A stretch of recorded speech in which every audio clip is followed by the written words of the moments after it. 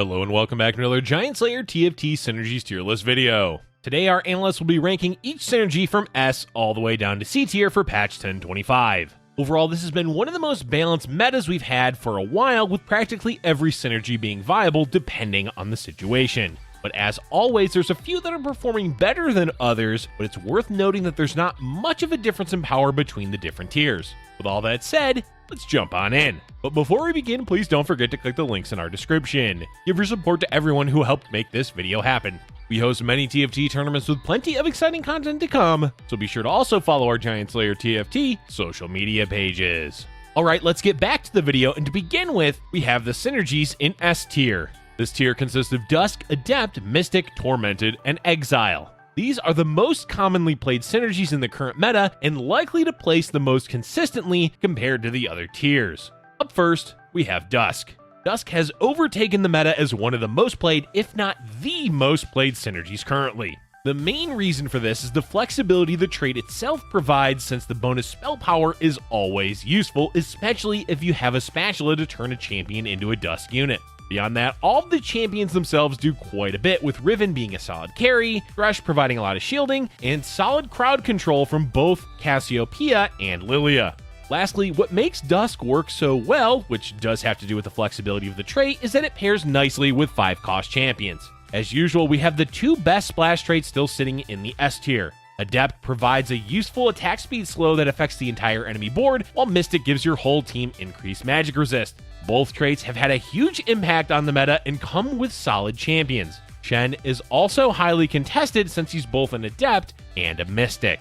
Next, we have two traits to highlight the two strongest 5-cost champions, the first being Kayn with Tormented. Kayn just does so much damage late game, either to one target or in an AoE, that he consistently has a place in player compositions.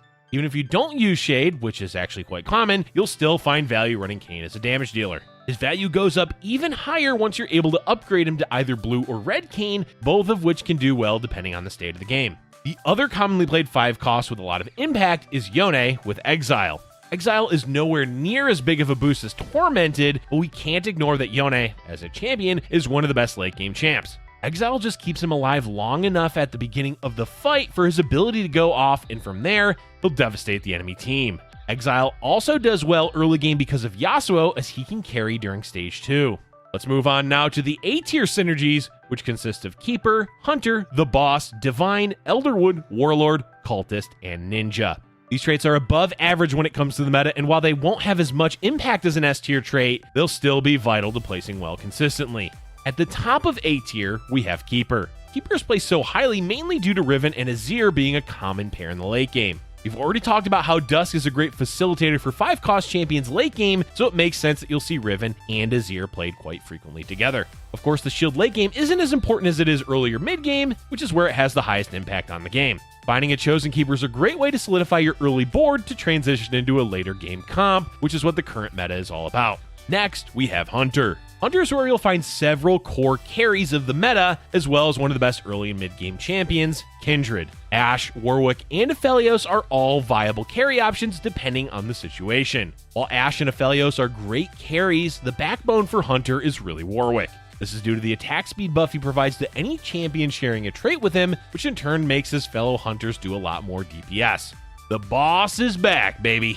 Set has returned to the, well, not spotlight, but at least he's playable now. While he wasn't bad before they bug fixed him in 10.25, his value was certainly less than all of the other 5-cost champions. But they fixed Set so he now does consistent damage, and that damage is good. Another bonus for Set is that he pairs well with Warwick, meaning he has value in a lot of different comps. All of this talk about Warwick brings us to our next synergy, Divine. Divine is definitely not doing as well as it was prior to 10.25, but it's still a solid choice mainly because of Warwick. With Warwick, each Divine champion is going to do a lot more damage due to his attack speed increase. And a lot of the time, that's going to be true damage, which is always valuable since it can't be mitigated. It's also really easy to slot in Divine champions for a lot of builds, whether it's Aurelia for Adept or Lux to provide Dazzler when playing Ezreal. But when all is said and done, Warwick is definitely the most valuable Divine champion. Elderwood has really been a surprise of the meta, which I guess really isn't too much of a surprise considering the trait was buffed and a few of the champions were as well. But the main reason as to why it's doing well is the increased defensive stats, and even though it wasn't much, you have to keep in mind that the stats increase over time. so even a buff of 5 armor and magic resist gets a lot of value the longer the fight goes on. For the most part, expect to see Elderwood used as a 3-piece trait when playing Ashe, although you can definitely commit to 6 or even 9 if you have good Vygar items. Warlord has climbed its way up to the A tier mainly because of how solid it is during the mid-game if you have 6 Warlords. Of course, this does require some luck since you need Katarina 2 and most of your board upgraded. But in the games that you manage to do this, you'll find your late game transition to be much smoother than usual, as 6 Warlords can carry during stage 3 and 4 quite easily. There are ways to make Warlords work later on as well. Generally, you need a bit of luck since you need to hit at least a Katarina 3 or 9 Warlord, and neither of those is easy to do. If you can do this, the trait can do well, and even win games, but for the most part, we're recommending using Warlords primarily in the early and mid game. Cultist is a lot like Warlord, except it really doesn't do that well in the late game at all. As far as the early and mid game go, though, it's definitely up there as one of the best synergies to play for. As long as you have upgraded Cultist champions, preferably with a Chosen, the Galio summon will do a lot of work and should carry you through to level 8 without much trouble.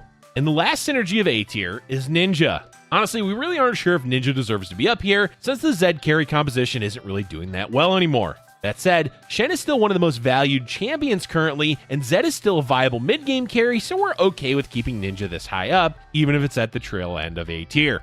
Alright, let's now move to the B tier synergies. This tier consists of Brawler, Sharpshooter, Duelist, Moonlight, Shade, Assassin, Fortune, and Mage. Basically, these are average or slightly below average synergies that have a place in the meta, but less value than the synergies of A tier. At the top of B tier, we have Brawler. Brawler is a solid early game synergy as high health is hard for most early game boards to deal with. After the early game is where Brawler begins to fall off dramatically and only has a place in compositions that happen to have Brawler champions. Late game, for example, you can have Set and Warwick, which increased health is certainly useful for, but it's not that important.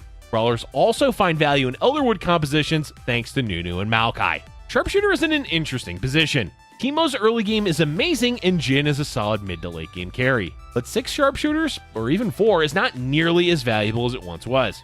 Primarily, this is due to Jinx not being a reliable carry, and the fact is, committing 5 champions for the 6 Sharpshooters buff is a bit much. You'll get a lot more value running Jhin as either a chosen Sharpshooter on his own, or paired with one other Sharpshooter like Vayne. That said, you can still do well with Sharpshooter if you commit to it, but we recommend only playing 2 or 4 in the current meta. Next, we have our 2 reroll focus synergies, starting with Duelist. Duelist is an amazing early game trait with a chosen Yasuo or even Fiora, and scales well into the mid game if you commit to 3-starring Yasuo. Beyond that, the synergy does fall off quite a bit, so we only recommend doing this if you can easily hit a Yasuo 3. Moonlight is the other reroll synergy which struggles slightly more than Duelist. This is mainly because Aphelios is a 2-cost champion, so consistently having an Aphelios 4 with Moonlight is not easy to do. But you can always just use Moonlight for an early Aphelios 3, which is a great mid-game build. Just keep in mind you do need Warwick for Aphelios to be a true carry. Shade is struggling right now to find its place in the meta, but since Zed is still a viable mid-game carry, we're alright placing this trait in the middle of B tier. Unfortunately, there's not a value for Shade besides Zed, since neither Evelynn nor Kayn really have much use for it. Assassins are also struggling since there's no carry for it anymore besides Katarina and Warlords. Diana can still do well, but it isn't consistent enough, and while Pyke is an amazing champion, he also matters more for his ability and being a cultist than actually being an assassin. Overall, expect this trait only when utilizing Katarina or committing to Diana 4. Fortune can be amazing, and it can be a huge bait, so we really can't place it higher in the tier list. It is important to note that Fortune is easily one of the best openers you can have, but again, don't get caught in the trap of thinking that you'll eventually get a payout, as that can easily lose you the game. And the last trait for B tier is Mage. Mage is doing slightly better now that Elderwood is doing well, as both Lulu and Vygar do well with the Mage trait. But the trait is struggling to find a solid place in the meta, since 6 Mage is currently only done as an inconsistent reroll composition, and Ahri really doesn't need Mage to do well. And now for the last few synergies that are in the C tier. The C tier consists of Dazzler, Enlightened, Vanguard, Spirit, and Emperor. These are below average synergies that can do well, but depend heavily on the right situation to do so. Dazzler has really struggled to find an identity since Enlightened compositions have fallen off. It's still an amazing trait, but it can be difficult to find the right time to use it. Saving grace of the trait is Ezreal since he's a strong late game champion, but even then, fitting in a second Dazzler in your composition can prove difficult. Since we mentioned it, the next trait is Enlightened, whose role in the meta is merely a shadow of what it once was. Without a proper carry, the only real use of Enlightened is when you have Janna. Beyond that, don't expect to see the trait used that much. Vanguard continues to be one of the weakest defensive strategies because armor just doesn't cut it in set 4. There's just too much magic damage in the meta, and there's even a lot of true damage. But we do want to make it clear that the Vanguard champions themselves are great, and despite the armor not mattering later on in the game, it can do well early on. Spirit is still at the bottom of the rankings because, quite frankly, it doesn't do enough to matter. Maybe if they made the trait something you can easily splash in, it would be better, but the mana values of the champions are just too low for Spirit to make an impact during a fight. The only exception to that is Ahri, but Spirit builds focused around her are not currently a thing, so Spirit just doesn't have a place right now. And lastly is the Emperor trait. Let's just make it clear right away that Azir is amazing. Azir is actually one of the best late game champions. But we still stand by the notion that Emperor as a trait is kinda lame and doesn't provide nearly as much as the other 5-cost solo synergies like Tormented or the Boss. Still, Azir is great, so don't ignore him. That's all we have for today's tier list video. The meta is in a great place right now as, for the most part, most of the synergies are well balanced and useful in various situations. Let us know in the comment section below what synergies you think deserve to be higher or lower on the list. Thank you for watching, and if you're enjoying our content, be sure to hit the like button and subscribe for future Giant Slayer TFT videos.